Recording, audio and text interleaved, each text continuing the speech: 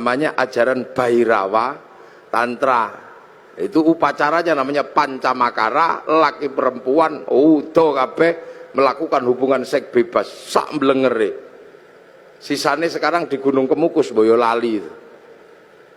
Terus minum arak sak mblengere itu. Perutnya biar kenyang, kasih makan makanan termasuk tumpeng. Nanti biar kalau sukmanya pergi, tubuhnya masih ada, namanya ngerogo sukmo, kasih makan daging manusia, maka tukul sumanto.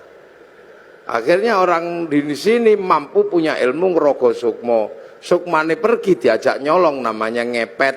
Sukmanya pergi diajak mateni wong, namanya santet. Dijak mencintai perempuan, namanya pelet. Nah, itu kuat sekali ajaran itu. Itu makanya dulu terus paling berat itu Islam masuk ngadepi yang ini.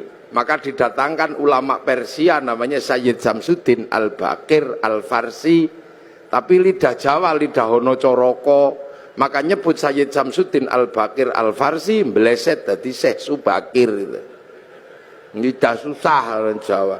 Sayyid Jamaluddin Al-Husaini Al-Kabir dari Syekh Jumadil Kubro. Nah, makanya orang-orang ini datangkan Syekh Subakir ini ngadepi orang Bhairawa. Nah, orang Bhairawa akhirnya lari ke Banyuwangi sana. Dipimpin Menak Sembuyu Bajul Sengoro. Nah, di sana diajar sama muridnya Syekh Subakir namanya Maulana Ishaq. Makamnya di Kemantren Lamongan itu.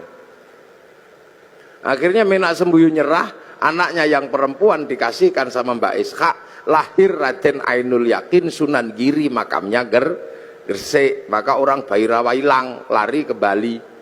Tapi lama-lama tumbuh lagi orang Bhairawa di Kediri, nyembah patung totok kerot di daerah Pagu Pamenang, tempat moksanya Joyoboyo.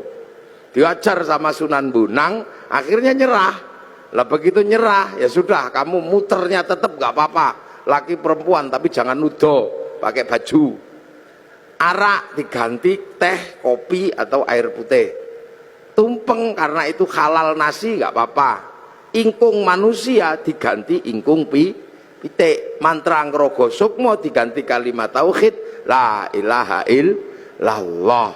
Makanya kemudian ada Indonesia punya tradisi tumpengan. Itu yang dandani namanya Sunan Bonang. Nah, Sunan Bonang mengajarkan kepada Sunan Kalijogo muridnya untuk disebarkan di seluruh Jawa.